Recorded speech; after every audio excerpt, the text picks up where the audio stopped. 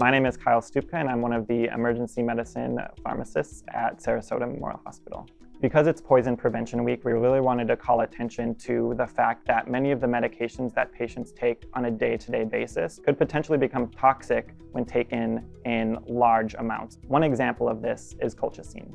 Colchicine is an anti-inflammatory medication that is generally prescribed by a primary care provider for day-to-day use for common diseases such as gout or pericarditis. In large ingestions, colchicine can have potentially serious and lethal side effects. In the setting of overdose, colchicine actually starts working more like our more common chemotherapy medications.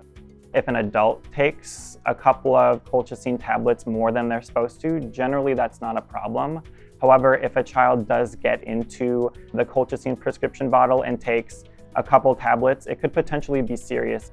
They can have acute GI effects such as nausea, vomiting. That could become so severe that the patient becomes dehydrated and could decompensate further in the future.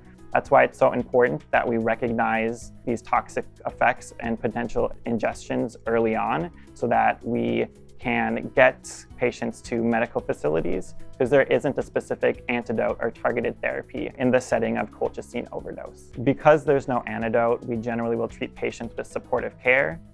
So if a patient is having nausea, we'll treat with anti-nausea medications, or if the patient is dehydrated or becoming hypotensive, so they have a low blood pressure, we'll give them fluids or treat them with medications to help raise their blood pressure. Some common tips and tricks for preventing overdoses of any medication, not just colchicine, include keeping your medications in locked cabinets out of the reach of children so that they can't get into those medications. Another thing is just to keep track of how many pills are left in the bottles. It's very helpful information to estimate how much medication the patient has taken so that when they do present to a medical facility, we're able to tailor our treatment to that amount of medication that they've taken. Nurses, physicians, and pharmacy at Sarasota Memorial Hospital work very closely with Tampa Poison Control Center to help guide treatment of patients who may have overdosed on medications. Anyone can give them a call and they can help guide treatment on whether patients should go to the hospital for emergency intervention, or they can be observed at home and follow up with their primary care provider if needed. Their contact information is 1-800-222-1222.